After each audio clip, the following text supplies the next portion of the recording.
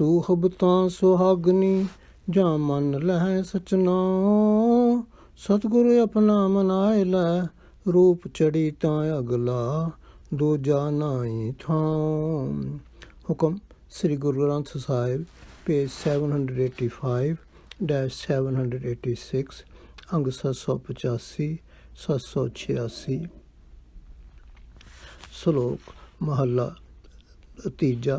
ਸੂਹਬ ਤਾਂ ਸੁਹਾਗਣੀ ਜਾਂ ਮਨ ਲਹਿ ਸਚਨਾ ਸਤਿਗੁਰ ਆਪਣਾ ਮਨਾਏ ਲੈ ਰੂਪ ਚੜੀ ਤਾਂ ਅਗਲਾ ਦੂਜਾ ਨਾਹੀ ਥਾਂ। ਐਸਾ ਸਿਗਾਰ ਬਣਾਏ ਤੂੰ ਮੈਲਾ ਕਦੇ ਨਾ ਹੋਵਈ ਐ ਨਿਸ ਲਾਗੈ ਭਾਓ ਨਾਨਕ ਸੁਹਾਗਨ ਕਾ ਕਿਆ ਚਿਹਨ ਹੈ ਅੰਦਰ ਸੱਚ ਮੁਖ ਉਜਲਾ ਖਸਮੈ ਮਾਏ ਸਮਾਏ। Slok Mahalla third. In this Shabad, Guruji compares God to an all-knowing, sagacious spouse who is not impressed by bright-colored, fancy clothes such as saintly gowns and false shows of piety by his human brides, and comparing we human beings to his soul brides, he tells us how we can embellish ourselves so that God may be pleased with us and accept us in his union. Addressing any such person who thinks that simply by wearing saintly clothes or doing some ritualistic worship, such as observing fasts or bathing at holy places, one could get united with God, Guruji says, "O you, the red-robed bride, wearing holy-looking garbs, you can only become wedded and united bride of God if you accept his eternal name.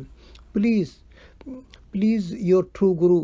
By doing so, you would become so meritorious that your face would glow with ravishing beauty.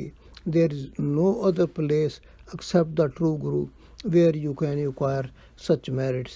Yes, you should embellish yourself with such spiritual ornamentation which may never get soiled by any evil tendency, and day and night you remain imbued with the love of God, your spouse. In short, O Nanak, if you want to know what is the sign of a wedded, united bride's soul united with God, the answer is that within her is truth.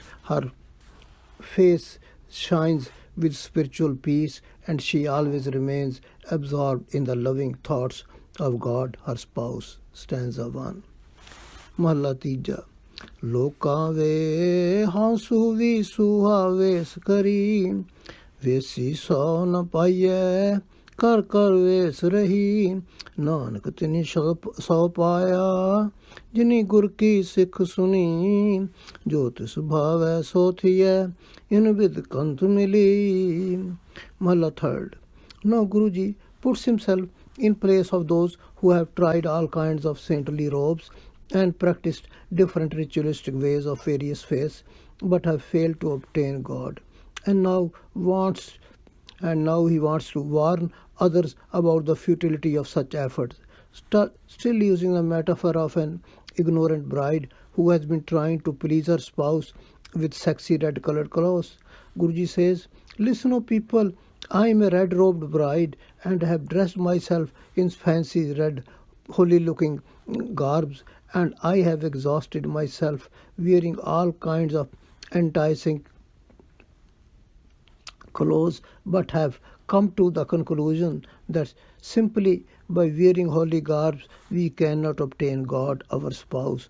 O Nanak, only they have obtained the spouse who have listened to the advice of the true Guru and accepted that whatever pleases him, that happens. Only in this way the spouse God is met." Stanza 2. Paudi. Hukmi srist sajiyan ਬਹੁ ਪਿਤ ਸੰਸਾਰਾ ਤੇਰਾ ਹੁਕਮ ਨਾ ਜਾਪੀ ਕੇਤੜਾ ਸੱਚੇ ਅਲਖ ਅਪਾਰਾ ਇਕ ਨਾਨੂ ਤੂੰ ਮੇਲ ਲੈ ਗੁਰ ਸ਼ਬਦ ਵਿਚਾਰਾ ਸਚ ਰਤੇ ਸੇ ਨਿਰਮਲੇ ਹਮੇ ਤਜਵੀਕਾਰਾ ਜਿਸ ਤੂੰ ਮਿਲੇ ਸੋ ਤੁਧ ਮਿਲੈ ਸੋਈ ਸਚਿਆਰਾ। Paudi. Therefore, Guruji concludes the Paudi by once again stressing upon the fact that only that happens which pleases him, and only those meet God whom he himself wants to unite with him. He says, "O God, it is by your command that you created this universe of myriad kinds. O eternal, incomprehensible, and infinite God, it is not known how far-reaching is your command. Some you unite with yourself through reflection on the Guru's word, because by reflecting on the Guru's word, they become imbued with the love of the eternal God, and by shedding their ego and evil pursuits, they become immaculate.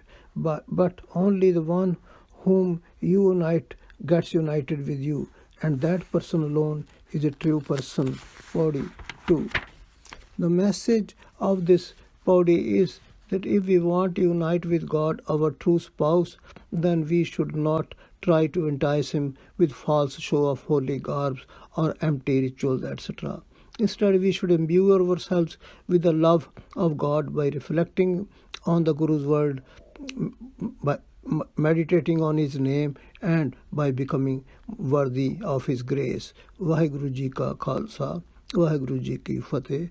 SGGS page 785-786. Thank you.